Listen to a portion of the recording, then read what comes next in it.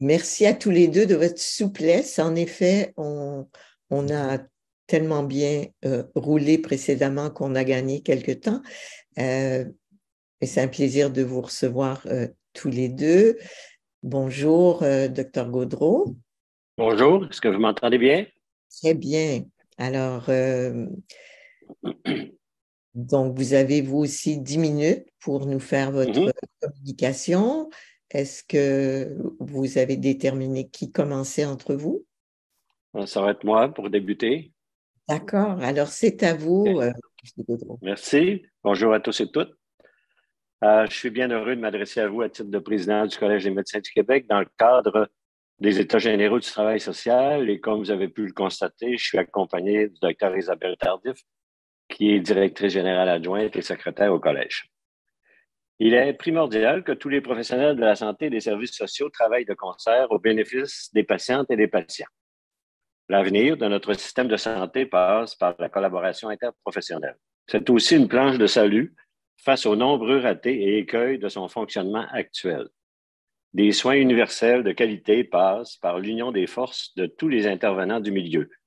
Le Collège estime même que la collaboration interprofessionnelle est la voie à emprunter pour offrir le meilleur aux patients. En fait, dans tout ce qu'il entreprend, le Collège croit mordicus au principe de collaboration. Nous avons d'ailleurs défendu récemment ce principe lors de notre passage en commission parlementaire pour présenter notre mémoire sur la sécurisation culturelle en santé. Ce qui m'amène à vous rappeler qu'au Collège, notre mission, c'est de protéger le public en offrant une médecine de qualité. Cela doit se faire notamment avec l'apport des autres professionnels de la santé et des services sociaux, dont la précieuse collaboration des travailleurs sociaux. Nous sommes conscients que trop souvent, le travail social est occulté par les enjeux de santé physique.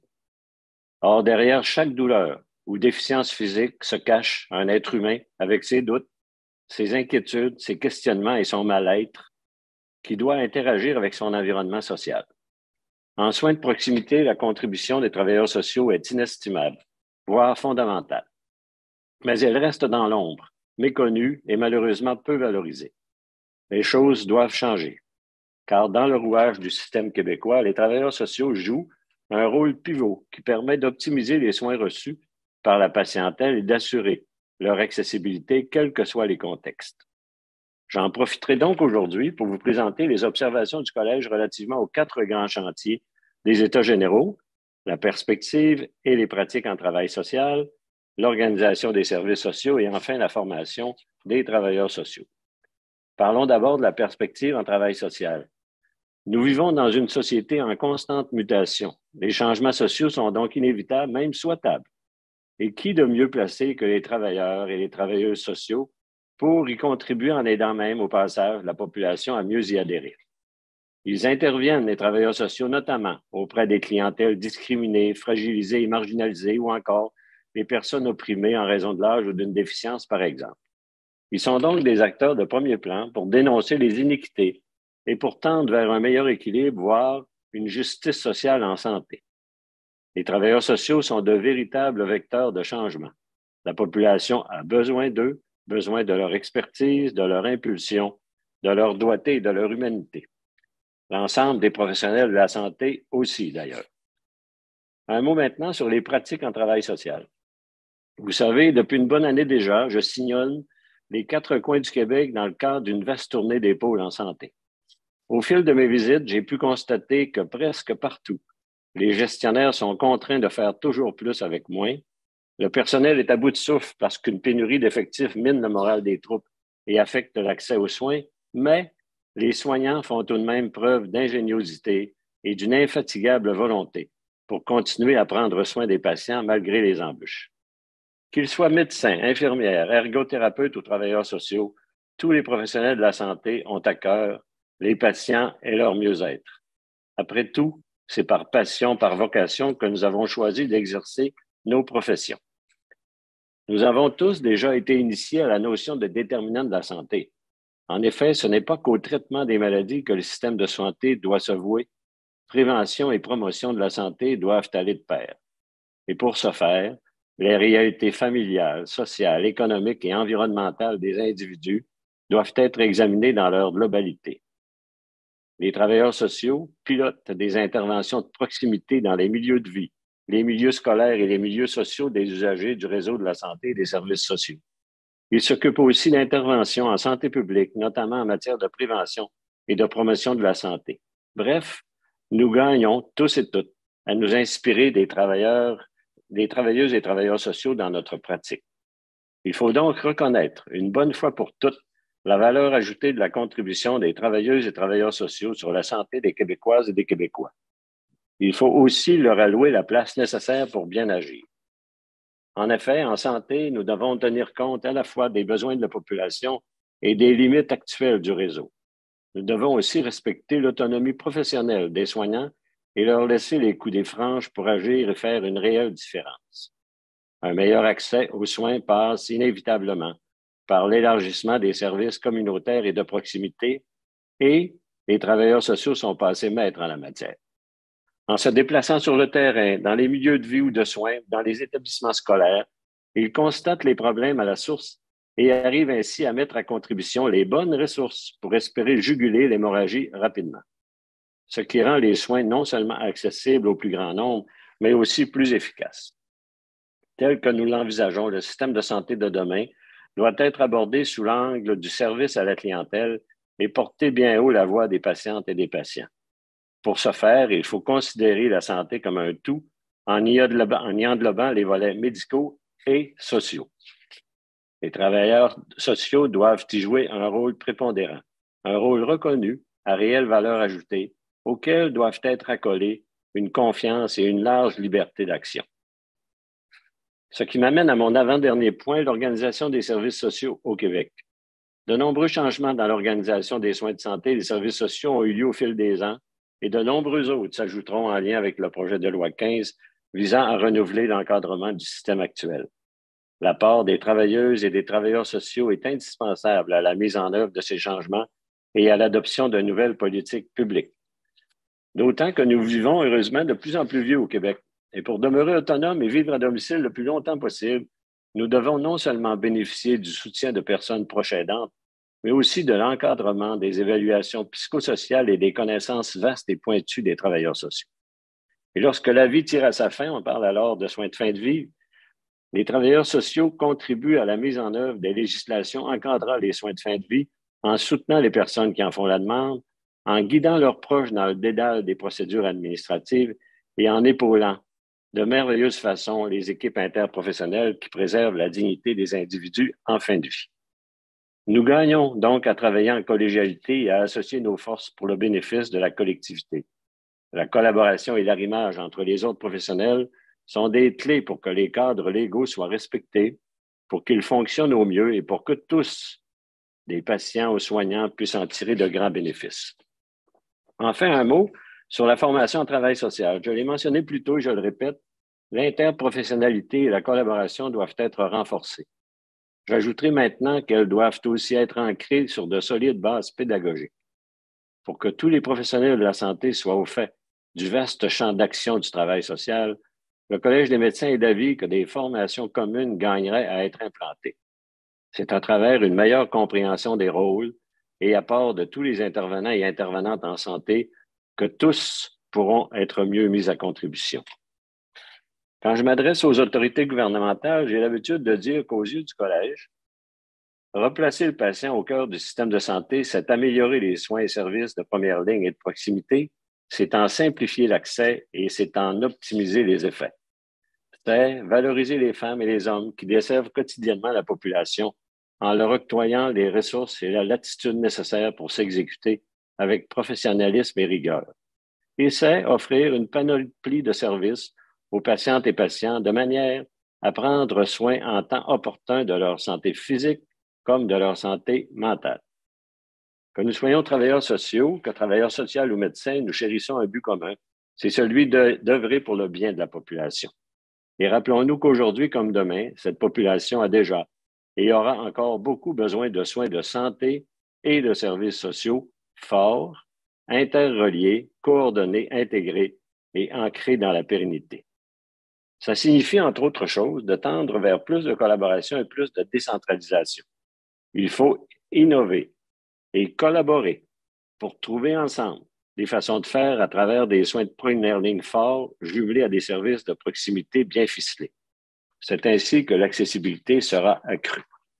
C'est aussi ainsi que les prestations pourront être offertes dans des délais plus raisonnables et dans un rayon géographique davantage acceptable. Le Collège a le mandat de protéger le public en lui offrant une médecine de qualité, mais en plus de veiller à la qualité des soins, il faut aussi, et de plus en plus, que nous nous penchions sur ce qui freine l'accessibilité à ces soins. Il faut donc changer les paradigmes et les façons de faire afin que les difficultés d'accès aux soins de santé et aux services sociaux soient réduites à leur plus simple expression. Et pour y arriver, il faut repenser les trajectoires de soins et miser sur l'interprofessionnalité pour gagner en efficacité. D'ailleurs, un sondage que nous avons mené en 2022 auprès des citoyens et des médecins nous a fourni une statistique éloquente. 90% se disaient favorables à une prise en charge par des professionnels de la santé autres que seulement les médecins. Un rapprochement interprofessionnel et la constitution d'équipes soignantes multidisciplinaires sont des initiatives non seulement souhaitables, mais essentielles. Un rapprochement du Collège des médecins avec les travailleuses et travailleurs sociaux l'est tout autant. Je vous remercie sincèrement de m'avoir donné l'occasion de vous adresser la parole aujourd'hui et de m'avoir permis de vous exposer la vision et les réflexions du Collège. Dans le système qui est actuellement le nôtre, il existe bel et bien un déséquilibre entre soins de santé et services sociaux. Les services sociaux, bien qu'étroitement liés à la santé, ne reçoivent actuellement pas toute l'attention méritée. Sachez, en guise de conclusion, que toutes les initiatives permettant d'apprécier et de mieux faire connaître l'apport des travailleuses et travailleurs sociaux dans le réseau obtiendront l'appui du Collège des médecins du Québec. Merci de votre attention. On est disponible pour répondre à des questions d'éclaircissement. Merci beaucoup, Dr. Gaudreault. Merci donc d'être en duo pour répondre à nos questions. Je vais laisser mes collègues débuter la ronde. Allez-y, peut-être Denis? Oui, très bien. Donc, peut-être vous le savez, mais la démarche des États généraux du travail social au Québec est composée de plusieurs étapes consultatives et participatives qui ont eu lieu précédemment. Je ne rentrerai pas dans les détails, mais vraiment, on a entendu à maintes reprises ce constat que vous nommez vous-même là, du déséquilibre entre santé et services sociaux dans l'organisation des services. Comment on pourrait conjurer ce déséquilibre? Comment faire en sorte que ce soit différent au niveau des pratiques dans les services de santé et de services sociaux? Un début de réponse, après ça, Isabelle. Isabelle, en passant, et je dirais la permanente au collège, plus dont la responsabilité de relation avec les autres ordres professionnels, c'est vraiment elle qui est l'experte parmi nous. Là. Ça fait que souvent, je vais répondre, mais je vais me faire seconder par sa compétence et ses connaissances.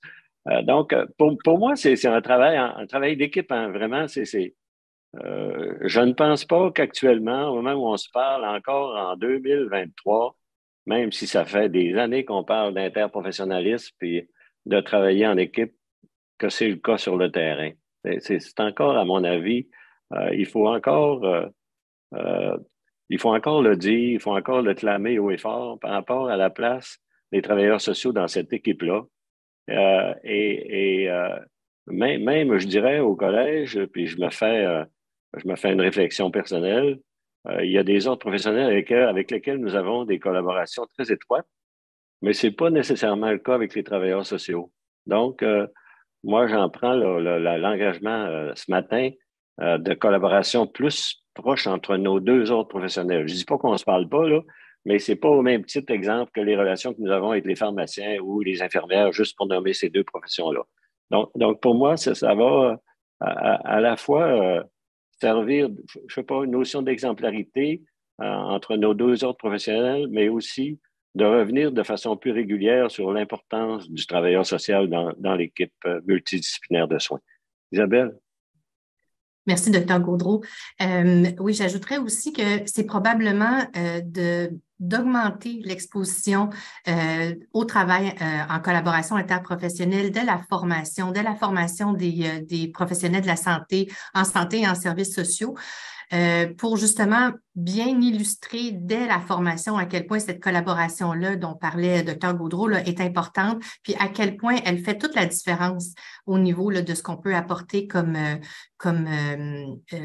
accompagnement et dans le suivi des patients, à quel point on est mieux outillé en travaillant en collaboration interprofessionnelle et à quel point les travailleurs sociaux ont une place, notamment au niveau des soins de proximité, des soins de première ligne, qui est vraiment incontournable.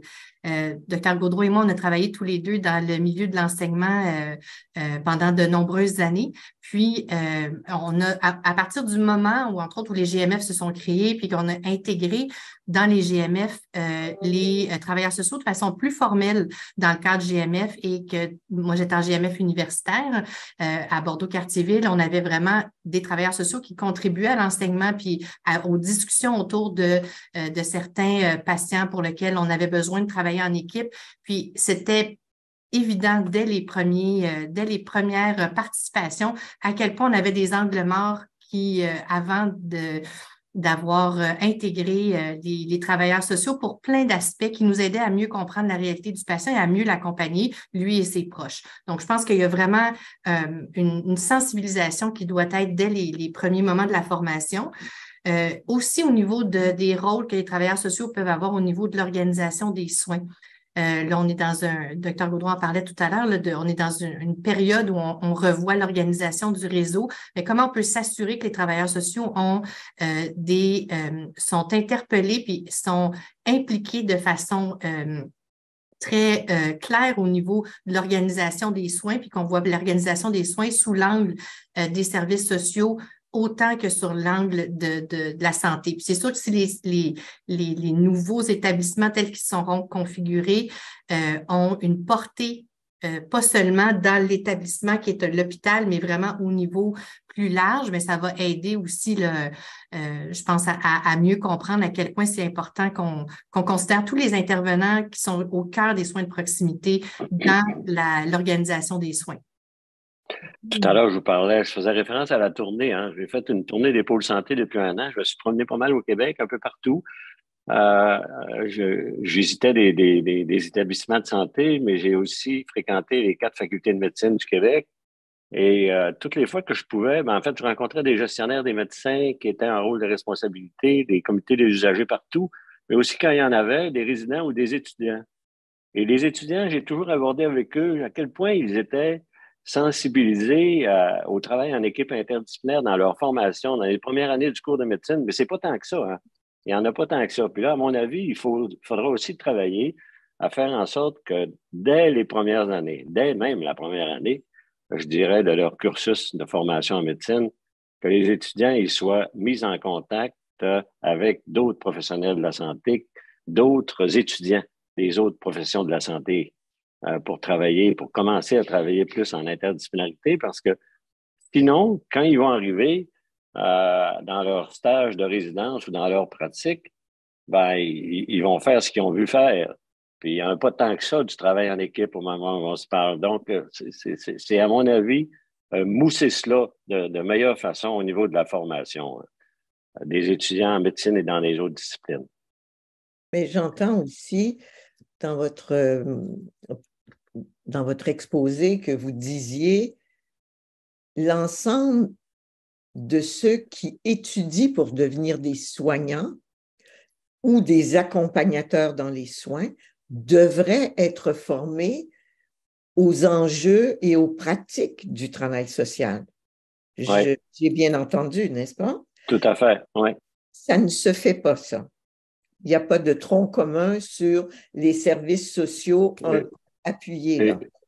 Je ne dis pas que ça ne se fait pas, mais à mon avis, ça ne se fait pas assez. Ouais. Il faut augmenter ça. Je veux dire, il y a des occasions, je dirais, de sensibilisation entre les étudiants des diverses formations, des diverses professions de la santé, mais pas suffisamment.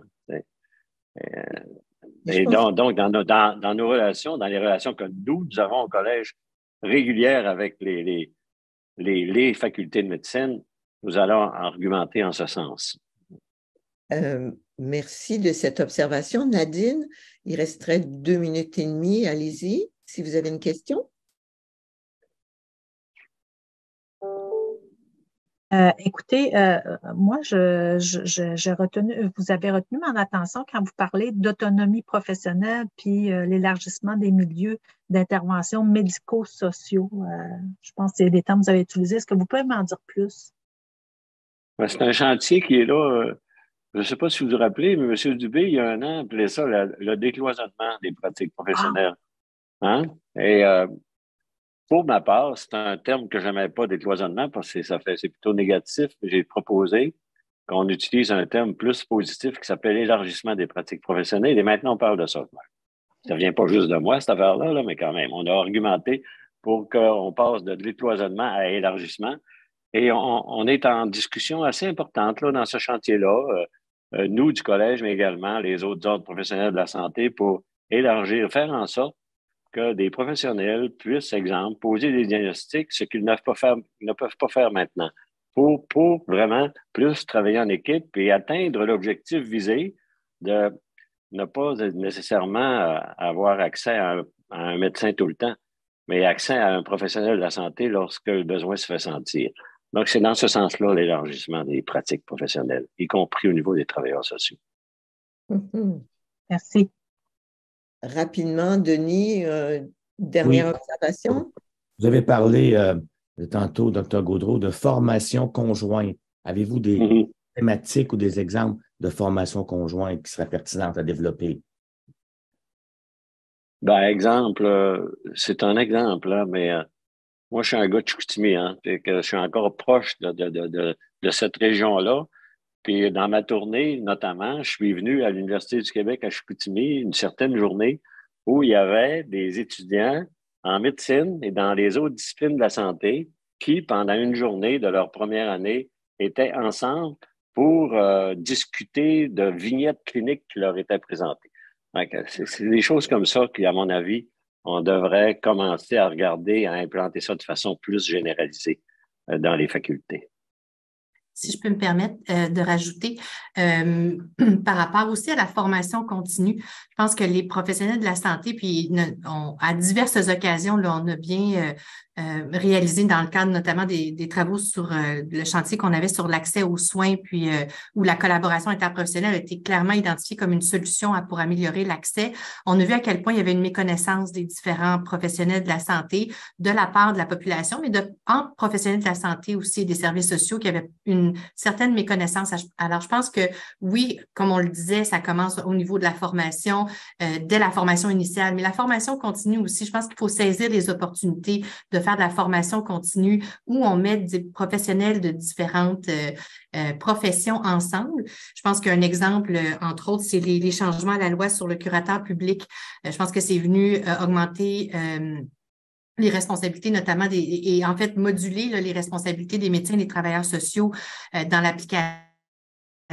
C'est une belle occasion aussi de développer des formations conjointes où on peut mieux comprendre le rôle de chacun et s'arrimer ensemble. Donc, le volet formation continue est important aussi. Eh bien, encore une fois, passionnant. C'est le temps de vous dire merci à tous les deux. Vraiment, vous avez fait un plaidoyer en faveur du travail social et je suis sûre que ça a dû être assez doux aux oreilles de beaucoup de gens. Je vous remercie de votre participation tous les deux.